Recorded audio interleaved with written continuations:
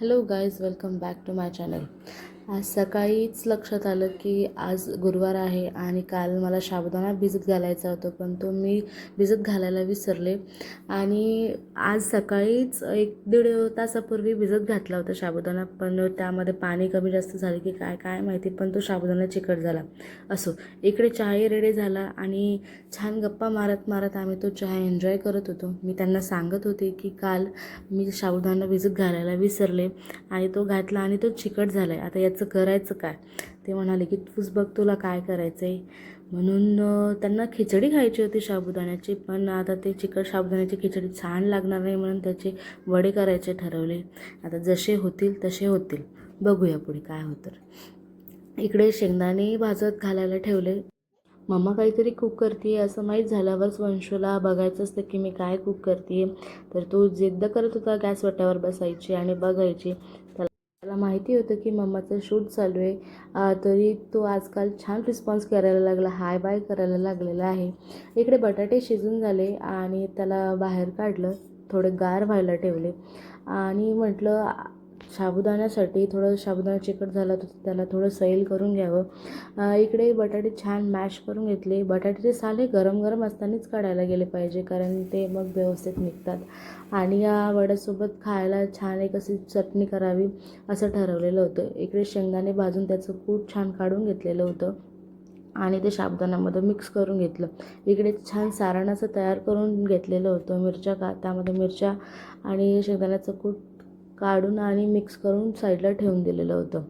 आणि म्हटलं की साबुदाणा वड्यासोबत छान चटणी करावी, तर त्या चटणीमध्ये मी युजली जर ओलं खोबरं नसेल तर सुकं खोबरं, मिरची आणि दही, बस इतकंच टाकते, दुसरं काही टाकत नाही. आणि छान आणि अप्रतिम अशी चटणी तयार होते. ही चटणी युजली मी नेहमी वडे करत असताना करतेच. आमच्या घरी फार आवडीने ते खातात. इकडे चटणी छान मिक्सरमध्ये फिरवून घेतली. त्याला थोडं पाणी टाकत टाकत काढायचं, कारण मी हे सुक्या खोबऱ्याची केली म्हणून थोडं ते बारीक व्हायला वेळ घेतं. इकडे छान पॅन ठेवला चटणीला तडका देण्यासाठी. त्यामध्ये तेल आणि जिरे घातलं, बस, आणि चटणी इज रेडी. अमेझिंग अशी चटणी झालेली होती. तुम्ही ही नक्की ट्राय करून बघा, तुम्हाला ही फार आवडेल. आणि चटणी थोडी जास्त पातळही नाही करायची आणि जास्त थिकही नाही करायची, म्हणजे जास्त घट्टही नाही करायची, म्हणजे ती छान लागते खायला. इकडे साबुदाणा वड्यासोबत मी बटाट्याचा शिराही केला होता. कारण एक्स्ट्रा उकडायला टाकलेले होते. मला बटाट्याचा शिरा फार आवडतो आणि वंशूला पण आवडतो. त्या बटाट्याच्या शिरामध्ये पण फार काही जास्त जात नाही, बटाटे, तूप आणि गूळ, बस, आणि तुमचा शिरा छान तयार होतो. मी विदर्भातली असल्यामुळे मला बटाटे आणि वांगे मात्र फार आवडतात.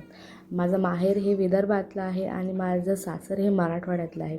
आमच्या घरात बटाटे कोणी जास्त खात नाही, फारशांना आवडत नाही. बटाट्याच्या शिरामध्ये बटाटे छान मॅश झालेले असावे, कारण ते शिरा खायला छान लागतो. जर त्यामध्ये थोड्या गाठी असल्या तर ते चांगलं लागत नाही. इकडे वडे, शिरा आणि चटणी तयार होती आणि ती वंशूच्या पप्पांना दिली खायला. मला वाटलं नव्हतं की इतके छान वडे तयार होतील, म्हणून मी त्यांना विचारलं कसे झाले. अनएक्सपेक्टेडली त्यांना खूप छान आवडले वडे आणि ते दिसायला पण छान दिसत होते, कुरकुरीत झाले होते आणि खायला तर खूप छान लागत होते. इकडे वडे, शिरा आणि चटणी पण तयार झालेली होती. वंशूच्या पप्पांना थाळी लावली आणि आजोबांना पण द्यायला घेतली. त्यांनाही फार आवडले. आजोबा कसे झाले वडे? छान झाले, छान.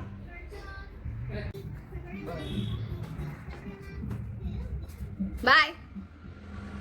इकडे वंशूच्या पप्पाचा पण नाश्ता झाला होता आणि ते कॉलेजसाठी निघाले, पण माझ्या वंशूचा अजून मात्र नाश्ता चालूच होता. इकडे मीही स्वतःसाठी ताट तयार केला आणि छान वड्यावर ताव मारला. खरंच वडे खूप छान झाले होते. मला वाटलं नव्हतं की एवढे छान तयार होतील, पण या वड्याच्या नादामध्ये माझं किचन एवढं मेसी झालं होतं आणि त्या मेसी किचनला बघून माझं डोकं फिरलं होतं. तर हा व्लॉग इथेच संपला. तर तुम्ही बाकीचा व्लॉग पुढच्या पार्टमध्ये बघा की मी बाकीचं कसं मॅनेज करते आहे, कसं आवरते आहे, आणि बाकीचा फुल व्हिडिओ तुम्ही नेक्स्ट पार्टमध्ये बघा. तर या व्हिडिओला तुम्ही लाईक, शेअर आणि कॉमेंट करा आणि चॅनलला सबस्क्राईब करा.